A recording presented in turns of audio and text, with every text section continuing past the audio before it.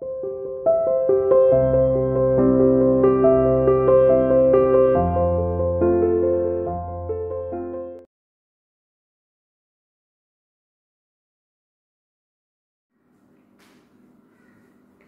Students, CR international online classes में welcome. Class 11th में हम नया टॉपिक स्टार्ट कर चुके थे, रेस्पिरेशन इन प्लांट्स। इसमें आज हमें स्टार्ट करना है ग्लाइकोलाइसिस। इससे पहले मैंने आपको बताया था कि रेस्पिरेशन दो टाइप की होती है, aerobic respiration and anaerobic respiration. और उसमें मैंने आपको बताया था कि चाहे एरोबिक रेस्पिरेशन हो चाहे एनएरोबिक रेस्पिरेशन हो, glycolysis is the common pathway, यानी कि दोनों में ही ये तो होगा ही होगा। आपका जो 6 कार्बन का ग्लूकोज है वो ब्रेक डाउन होकर 3 कार्बन के पायरुवेट की फॉर्मेशन करेगा। ठीक है, 2 मॉलिक्यूल बनते हैं 3 कार्बन के पायरुवेट के, यानी कि आपका यहाँ पर कोई भी कार्बन का लॉस नहीं होता, यानी कि डीकार्बोक्सिलेशन की प्रोसेस इस पाथवे के अंदर नहीं होती। ठीक है, अगर इसके बाद आपके पास सफिशिएंट अमाउंट ऑफ ऑक्सीजन होगी तो एरोबिक पाथवे में चला जाएगा, क्रैब साइकिल को फॉलो करेगा। अगर आपके पास सफिशिएंट अमाउंट ऑफ ऑक्सीजन नहीं होगी तो एनएरोबिक पाथवे पे चला जाएगा। क्लियर? तो ये बात मैं आपको ऑलरेडी बता चुकी थी। आज हम डिस्कस करेंगे ग्लाइकोलाइसिस। दूसरी बात बेटा, चाहे कोई भी लिविंग सेल हो, चाहे सिंगल सेल हो, मल्टी सेलुलर हो, चाहे कैरियोटिक हो चाहे यूकैरियोटिक हो, चाहे उसमें माइटोकॉन्ड्रिया प्रेजेंट हो चाहे नहीं प्रेजेंट हो, कोई भी लिविंग सेल है तो उसे सर्वाइव करने के लिए एनर्जी की रिक्वायरमेंट होती है, और वो एनर्जी की फुलफिलमेंट ग्लाइकोलाइसिस के प्रोसेस के थ्रू होती है। ठीक है, चाहे कोई भी सेल है, अगर वो लिविंग सेल है तो उसके अंदर ग्लाइकोलाइसिस का प्रोसेस होगा ही होगा। ठीक है, तो अब हमें ग्लाइकोलाइसिस को समझना है किस तरीके से 6 कार्बन का ग्लूकोज 3 कार्बन के पायरुवेट में कन्वर्ट होता है। तो यहाँ आप देख सकते हैं, मैंने यहाँ पे 6 कार्बन बनाए हुए हैं ग्लूकोज के। सबसे पहले इसके अंदर एटीपी को एडीपी में कन्वर्ट करते हुए हम फॉस्फेट ग्रुप को ऐड कराते हैं। ठीक है, ये स्टेप फॉस्फोराइलेशन होता है। कोई भी रिएक्शन ग्लाइकोलाइसिस की एंजाइम के बिना नहीं होती। हेक्सोकाइनेज एंजाइम है जो यहाँ पर अपना रोल प्ले करता है। ठीक है, एटीपी एडिनोसिन ट्राइफॉस्फेट कन्वर्ट हो जाता है एडिनोसिन डाइफॉस्फेट में और अपनी इस फॉस्फेट को ऐड करा देता है to the carbon of glucose. और जैसे ही फॉस्फेट ग्रुप ऐड होता है, ग्लूकोज कन्वर्ट हो जाता है ग्लूकोज 6 फॉस्फेट के अंदर। ठीक है, अब सवाल आता है कि हम तो रेस्पिरेशन कर रहे हैं, इसके अंदर तो हमें एनर्जी प्रोड्यूस करनी है, हम एनर्जी को यूटिलाइज क्यों कर रहे हैं? तो बेटा this is the initial investment. जैसे आपको कोई भी बिजनेस स्टार्ट करने के लिए, प्रॉफिट गेन करने के लिए उसमें पहले कुछ इन्वेस्ट करना पड़ता है। इसी तरीके से जब आपको हाई एनर्जी प्रोड्यूस करनी होगी तो कुछ स्मॉल अमाउंट ऑफ एनर्जी को इन्वेस्ट करना पड़ेगा। ठीक है, तो ग्लूकोज से हमने ग्लूकोज 6 फॉस्फेट बना लिया और एटीपी को कन्वर्ट किया एडीपी के अंदर। क्लियर? अब हम यहाँ से ग्लूकोज 6 फॉस्फेट को कन्वर्ट कर देते हैं फ्रक्टोज 6 फॉस्फेट के अंदर, और fructose 6 phosphate is isomer of glucose. Glucose का ही आइसोमर है। ठीक है, जिसकी वजह से यहाँ पर आपके कार्बन के अंदर कोई चेंज नहीं आएगा, the carbon number remains same. तो फिर हमें ज़रूरत क्यों पड़ी ग्लूकोज को आइसोमर करने की? इसलिए ज़रूरत पड़ी क्योंकि ग्लूकोज के अंदर आप सिर्फ एक कार्बन के ऊपर फॉस्फेट ग्रुप ऐड कर सकते हैं। फ्रक्टोज के पास 2 साइट होती है फॉस्फोराइलेशन की, इसीलिए हमें इसे आइसोमेरिक फॉर्म में कन्वर्ट करना पड़ा। अब यहाँ पर हम दोबारा से एक फॉस्फेट ग्रुप को ऐड कराएंगे। ये फॉस्फेट ग्रुप भी एटीपी देगा और एडिनोसिन ट्राइफॉस्फेट दोबारा कन्वर्ट हो जाएगा एडिनोसिन डाइफॉस्फेट के अंदर, और इस फ्रक्टोज के अंदर आप 2 फॉस्फेट ग्रुप को ऐड कराएंगे।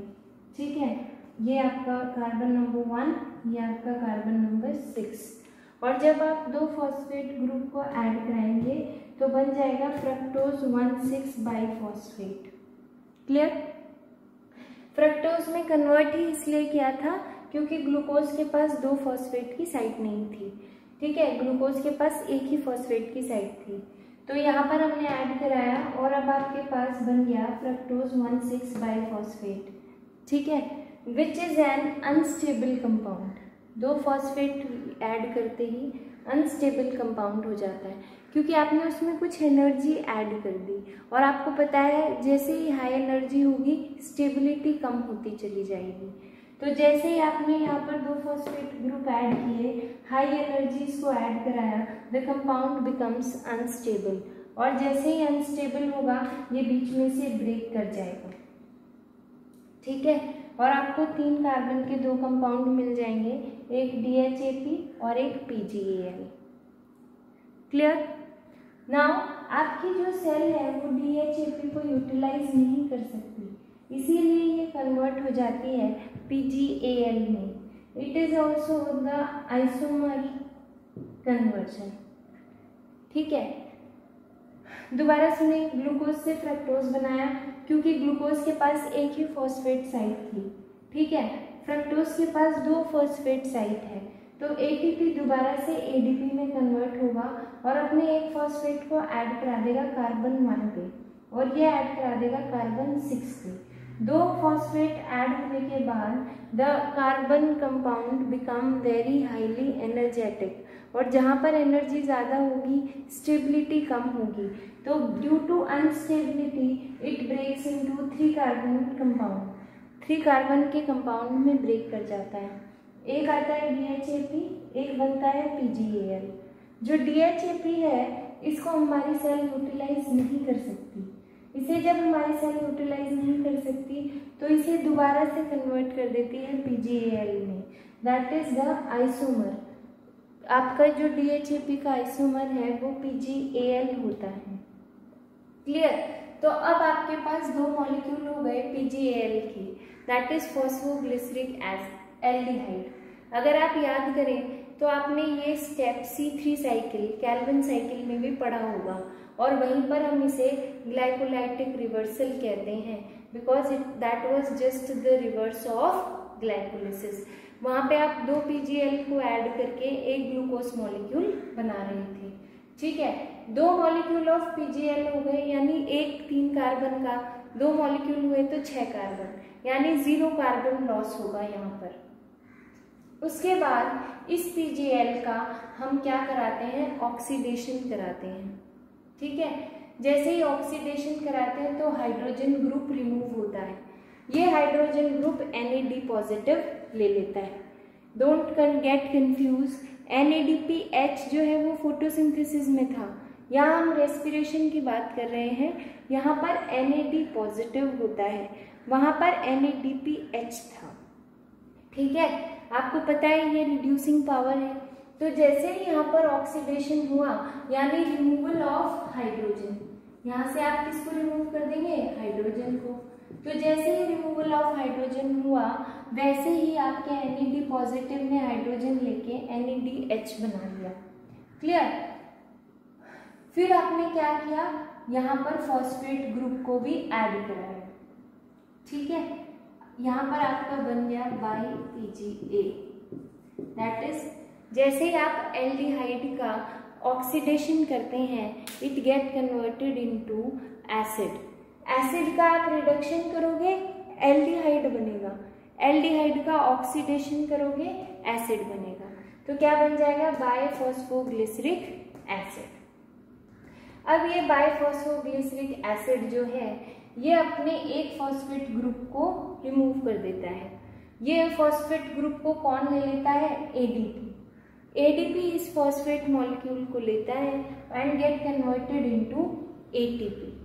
ठीक है, उसके बाद आपके पास बन जाता है फॉस्फोग्लिसरिक एसिड। इस फॉस्फोग्लिसरिक एसिड में से आप वाटर को रिमूव करते हैं।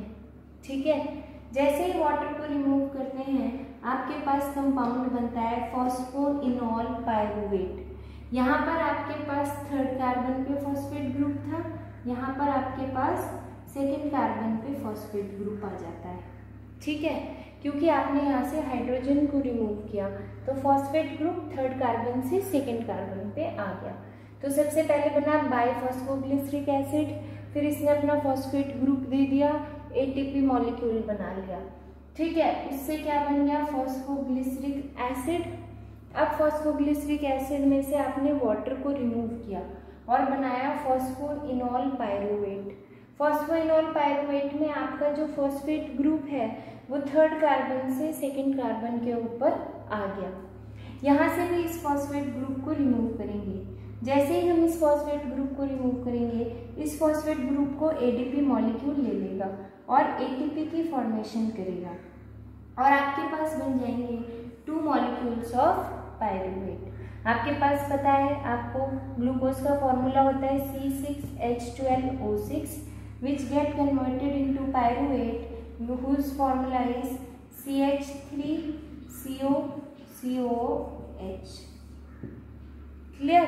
तो यहाँ पर आप देख सकते हैं 3 कार्बन प्रेजेंट है और 2 मॉलिक्यूल है 3 कार्बन के, तो आपके पास कोई कार्बन लॉस नहीं हुआ या डीकार्बोक्सिलेशन नहीं हुआ। I hope this is clear to you. Please read it from NCERT। Thank you.